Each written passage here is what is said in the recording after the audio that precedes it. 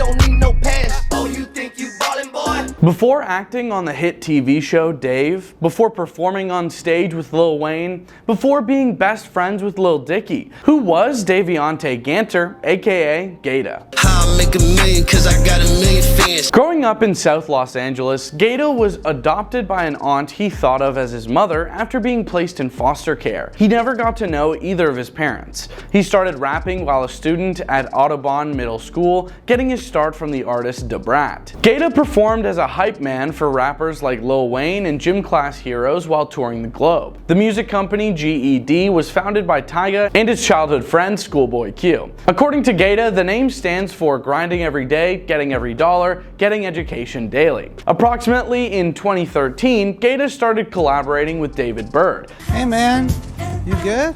Yo, what you doing here, bro? Better known by his stage name as Lil Dicky, who would go on to become a close friend and co-star on the comedy drama Dave. He proceeded to develop his own budding solo rap career after becoming well known as an actor, releasing the single Check Up in July 2021. GaTa made his acting debut in the FXX TV series Dave, where he portrays Davionate Dave Ganter, a genuine but heightened version of himself. He had to audition for the role of himself on the show because he had never performed in anything other than music videos or taken acting training. Because of the positive reviews for his portrayal, numerous critics felt he should have been nominated for an Emmy. Meaning irrational, that sound like you every day.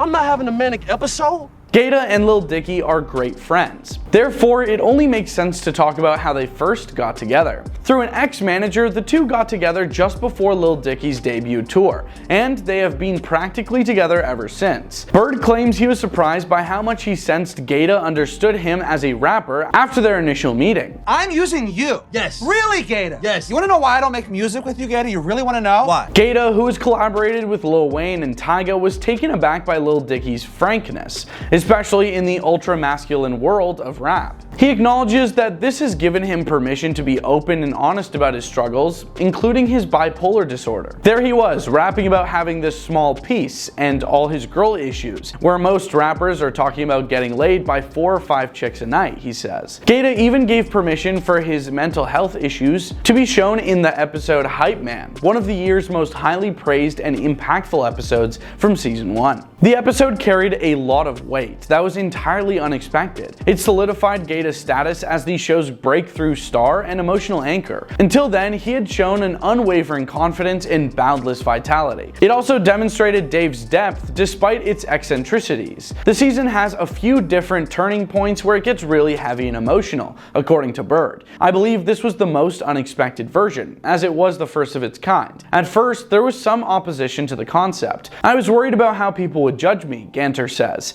But once I realized that there was nothing to be ashamed of or embarrassed about, and that I would be helping people, that's when I knew it was all good. Speaking with writer and executive producer Saladin K. Patterson on Dave, provided him with the essential information required to create a realistic and poignant episode. We need to shine a light on mental health so we can see the blind eye we turn to it. We don't talk about it in terms of needing help, and we certainly don't talk about it in terms of masculinity or in the world of hip-hop. The framework of Hype Man is essential and what gives it its unexpected weight. The episode opens with a sequence of flashbacks that give viewers their first impression of GaTa's life and how his mental health issues prevented him from having a comparable opportunity with LA rapper Pac-Man the Gunman. Burd invites his friend to become his hype man, whether it's being kicked off Pac-Man's tour bus for being too animated, going through a manic phase when shopping for trainers with his mother, or waking up strapped to a hospital bed before sobbing. Every new scene adds depth and understanding, transforming the comic relief Motormouth into a multifaceted, complex person. In an interview where the pair had to ask questions to each other, GaTa asked Lil Dicky about which parts of filming his hit show felt the most like work and which parts felt just fun. After answering the question, he asked the same to GaTa, and his reply was so sincere. Getting up early in the morning, traveling the hour in traffic, then the hour back definitely makes it feel like work. But overall, when I'm there every day, every second, every minute, as soon as I hit the trailer, it doesn't even feel like work. It feels like a dream. Later in the same interview, Dave asked GaTa if he feels like he has fully made it. His response? I definitely feel like I fully made it. It's not even about the things I have, the places I've been, and the life that I live. It's about the goals I set for myself. I gotta make it out the hood. I gotta make a name for myself. I gotta be able to take care of my family. I gotta be able to buy a house one day. I've gotta be able to learn and try things that I've never tried before, like acting. So yeah, I definitely feel like I made it, because I fulfilled all my childhood dreams. I'm everything that I always wanted to be. You can say my name in the same sentence as Brad Pitt. What an answer.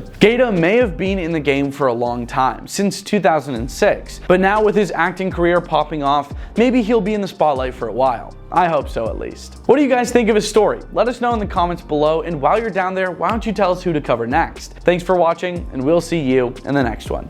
Peace.